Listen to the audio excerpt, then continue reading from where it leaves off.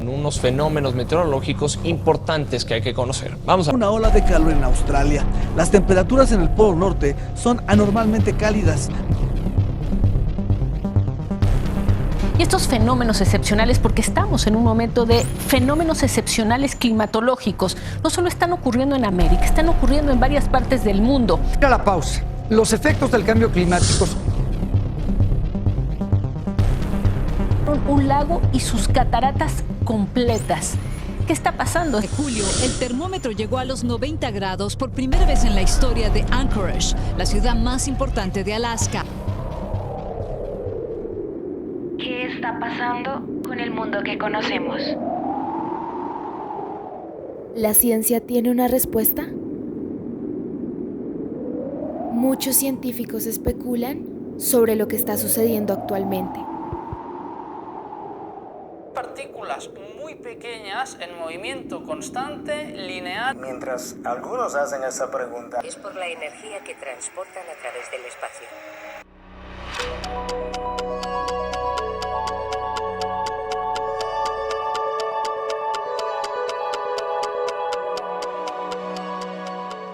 Yo soy Daniela Valdés y en este video responderé a la pregunta de cómo influyen las vibraciones de los átomos que componen la atmósfera en las condiciones climáticas.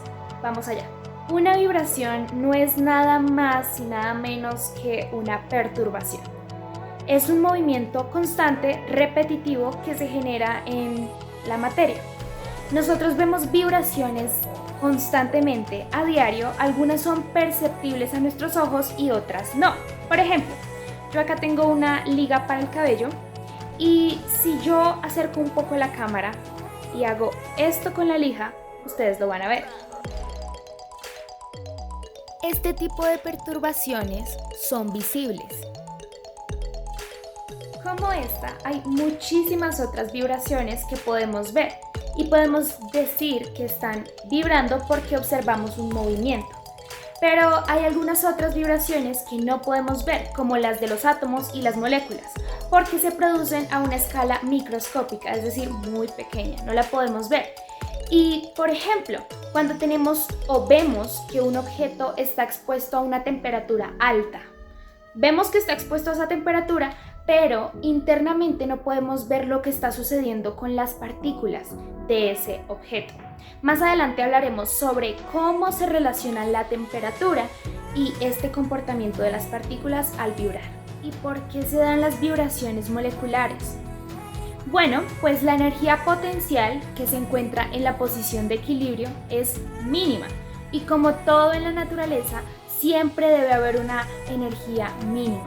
Así que si alguna perturbación saca al átomo de la molécula de la posición de equilibrio, va a haber una fuerza restauradora que trate de regresar ese átomo y molécula a la posición de equilibrio que estaba originalmente. Es así como la fuerza restauradora se puede definir como aquella fuerza que estabiliza las moléculas y las devuelve a su posición de equilibrio. Es así como podemos representar un átomo como la partícula de una masa y su interacción con otros átomos se puede representar como la unión de dicha masa a un resorte. Esto no es un resorte, pero vamos a darle espacio a nuestra imaginación, así que vamos a decir que sí es un resorte. Continuando con el ejemplo, cuando este átomo, que en realidad pues en la representación es una masa, cuando ocurre una perturbación, también al mismo tiempo ocurre una deformación en el resorte. Y por acción de la ley de Hooke, este resorte va a producir una fuerza que es proporcional a la deformación, pero que actúa en sentido contrario. Esto lo podemos entender mucho mejor matemáticamente hablando. Así que pondré la ecuación aquí. Y podemos ver que F sub R es igual a menos K por X. ¿Qué quiere decir esta ecuación? F sub R representa el vector de fuerza del resorte, recordemos que se mide en Newton porque es fuerza, igual a menos K, que es denominada la constante de elasticidad del resorte, que se mide en Newton sobre metro, por X, que es la deformación, que se mide en metros. ¿Para qué queremos hacer todo esto del resorte, la masa, ¿Para qué? ¿Para qué hacer esto? Bueno, pues resulta que la perturbación de esta masa y su comportamiento con el resorte es muy similar, o si se puede decir casi que igual, a la forma en cómo se comportan las partículas, las moléculas cuando vibran. Es por esto que siempre se están haciendo constantemente analogías para entender qué sucede a nivel microscópico. No solamente los sistemas de masa-resorte nos ayudan a comprender el comportamiento microscópico de las partículas, también existen otros sistemas que nos ayudan a comprender más este comportamiento. Entre estos sistemas se destaca el péndulo simple. El péndulo simple consiste básicamente en una masa M que está atada al extremo de una cuerda con longitud L. Esto es un collar que me acabo de quitar, pero bueno, vamos a pensar que es un péndulo porque espacio a la imaginación. Entonces, esta ecuación del péndulo simple ya la conocemos, sin embargo, la pondré por aquí. Y bueno, realmente las variables que influyen en este sistema son más que todo la longitud y la gravedad. Aunque cuando hablamos de movimientos angulares, utilizamos la frecuencia angular, que es una nueva variable que se representa con la letra W. Bueno, y la perturbación del equilibrio en este sistema de péndulo simple ocurre cuando el péndulo está siendo sometido a un ángulo.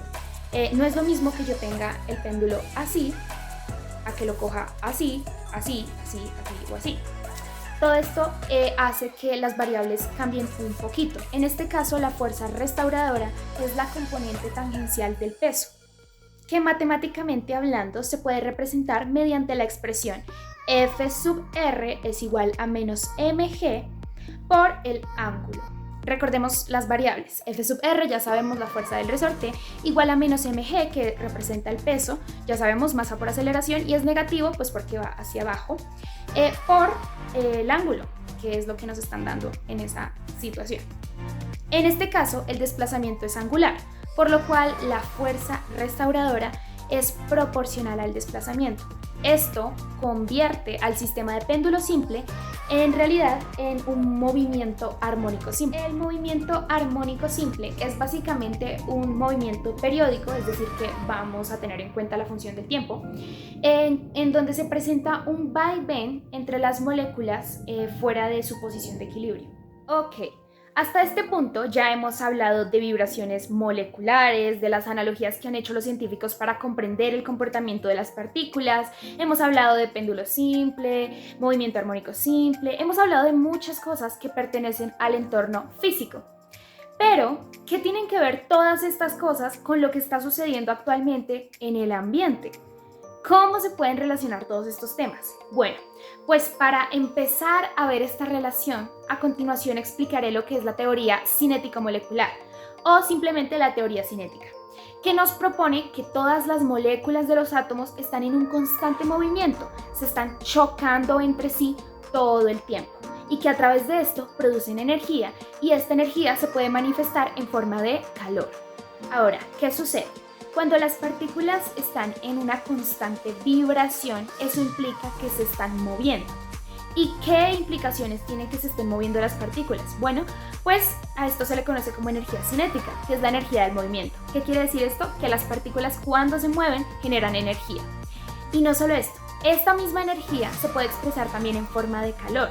Es como el ejemplo que veíamos hace un tiempo en clase, cuando nos explicaban que por la mañana, cuando frotamos nuestras manos, producimos calor. ¿Por qué? Porque hay movimiento. Y cuando hay movimiento hay energía, y cuando hay energía hay calor. Ahora que comprendimos un poco más sobre el entorno físico, procederemos al entorno biológico. Así que primero debemos empezar por definir qué es el cambio climático. Pues bueno, prácticamente el cambio climático es una variación en la temperatura que se presenta en diferentes regiones.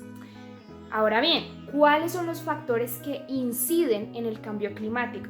Bueno, tenemos dos factores principales que son la temperatura y la humedad. Estos dos factores son los que más tienen importancia cuando estamos hablando de cambio climático. Como ya habíamos hablado de que las moléculas producen energía que a su vez se transforma en calor, se puede considerar que también son parte de este problema. Cuando hablamos de que el calor o más que todo la temperatura es un factor que incide en el cambio climático, estamos hablando también de la radiación solar. Y aquí entramos a hablar del efecto invernadero. Cuando los gases que nosotros liberamos a causa de la actividad humana quedan atrapados en la atmósfera, a causa de la radiación solar no pueden salir de allí, se quedan estancados esos gases y empiezan a generarse condiciones anormales en el clima. ¿Qué podemos hacer para evitar esto? Realmente es muy difícil porque, por ejemplo, las neveras o los aires acondicionados contienen clorofluorocarbonados, que son compuestos químicos que liberan átomos de cloro y estos a su vez destruyen la capa de ozono, lo cual hace que pues el sol nos afecte a nosotros y también a la atmósfera. ¿Cómo nos afecta todo esto que está sucediendo con el clima a nosotros, particularmente a nosotros los seres humanos?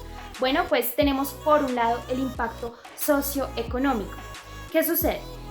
A nivel social, esto afecta a nuestra salud, hablando en términos generales, porque el cambio climático puede llegar a producir bronquitis, enfermedades pulmonares, incluso hasta enfermedades cardiovasculares, y esto sin hablar de las regiones en las que no hay tan buena atención en el área de la salud.